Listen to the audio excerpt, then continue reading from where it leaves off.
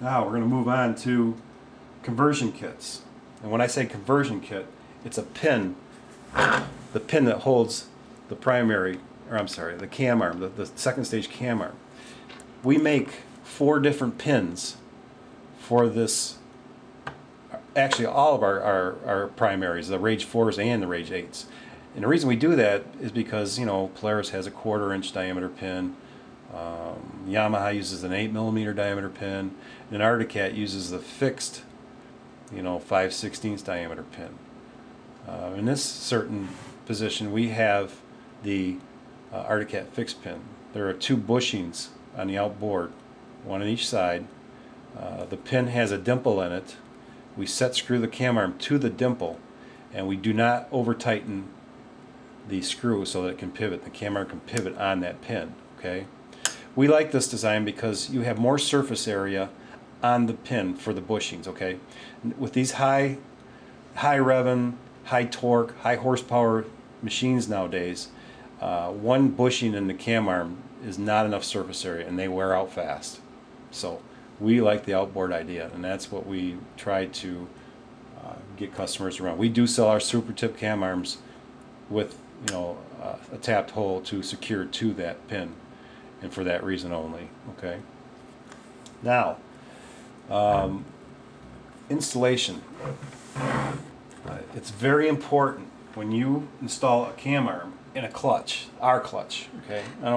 And this goes true for some other aftermarket clutches in the industry, and some OEM clutches as well. So this may help you in that regard. But we have this certain conversion kit. This is for the 1/4-inch pin. Okay. What we do is we have bushings. Like, you will get a kit that will look like this. It has 2 bushings, and it'll have a nut on the end of it. We insert those bushings from the inside, so they come out. You'll see the flange is right here on the inside. Don't put them on the outside. That's not the way they're designed to be installed.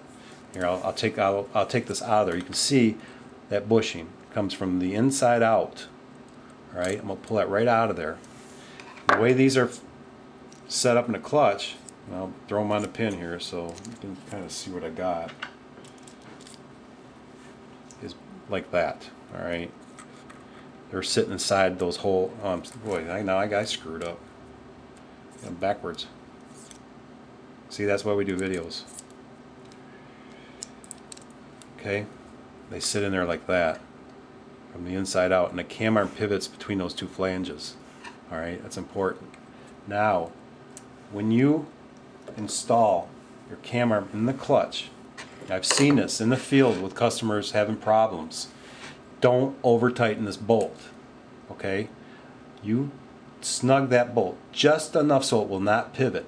Now we're talking only for cam arm. Let's say all cam arms. All right. I do not want that bolt tight. If you tighten that bolt tight so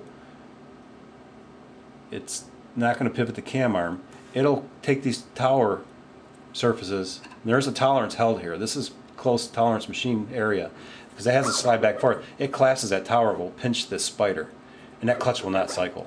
Or it'll cycle, but you're going to lose probably 30 to 50% of efficiency out of that unit. It won't engage. It's just going to act silly as can be. So the key is, do not over tighten these bolts. I can't stress that enough.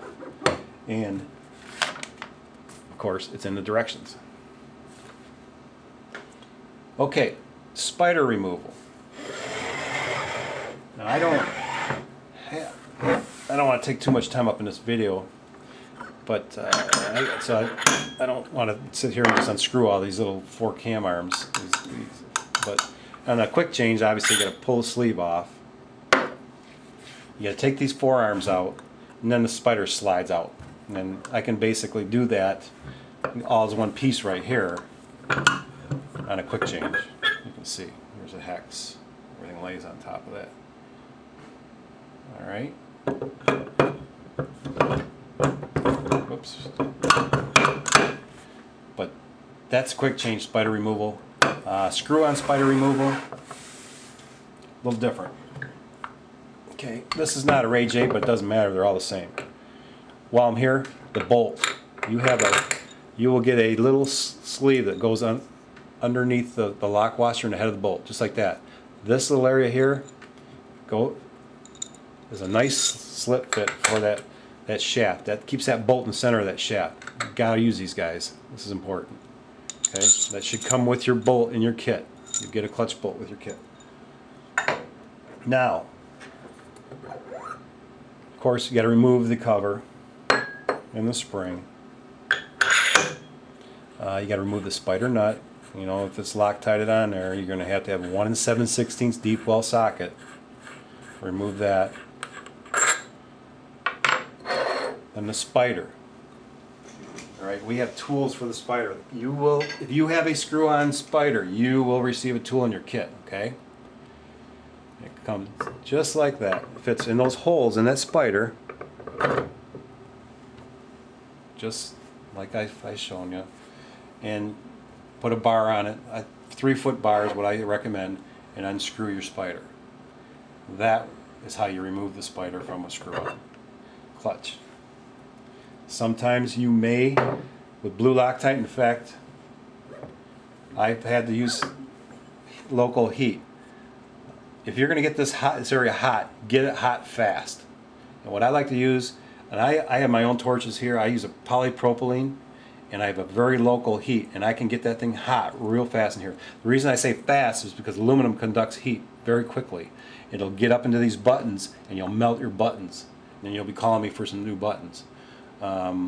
Another tip would be to take 4 rags, individual rags, and soak them wet and wrap them around this area right here while you're heating this. And as soon as you get done heating this, pull them rags off real fast, get your tool on there and bust that spider loose. Get about 2 or 3 cranks on it and cool it off as fast as you can with the rags, those areas. You don't want those buttons to get melted, all right? That's just the nature of the beast with screw-on spiders. Boy, they have their pros and their cons, let me tell you. So, that pretty much covers, well, no, I gotta go back up here. There's another tool that comes in your kit for spider remover. This will fit in a receiver hitch of your truck, car, whatever. You can bolt it down to your trailer or whatever you want to do. But there's 3, you'll see there's 3 little posts in the back side, or on the face of this tool. That fits in the 3 holes in the bottom of your primary if you've got a screw on. If you've got a quick change, you won't have those holes in there. Okay. You'll get a piece of threaded rod. Alright. It has a little nut on the end of it. Let's take that off. Okay. Install the clutch down on top of the threaded rod.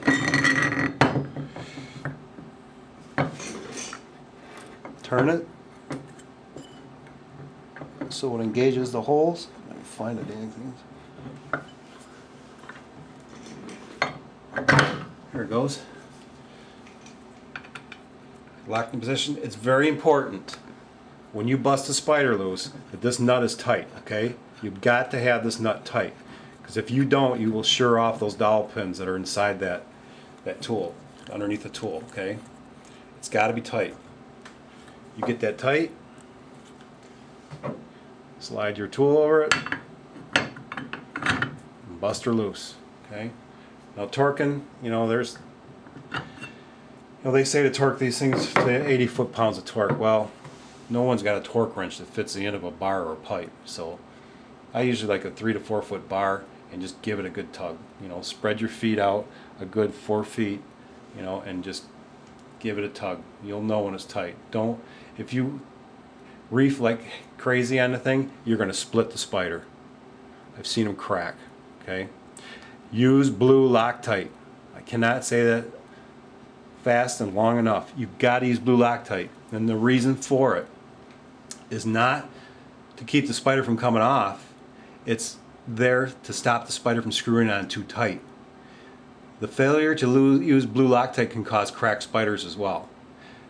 Failure to use blue Loctite will cause the threads to lock up and basically stick to the steel. You'll never if you do get that spider off, it'll come out without any threads off on it. It'll be destroyed. okay? Use blue Loctite. Don't use red, use blue, okay? Blue Loctite also goes bad. If you have it open to the atmosphere, it will go bad. It will not work. So make sure you have fresh Loctite, or keep a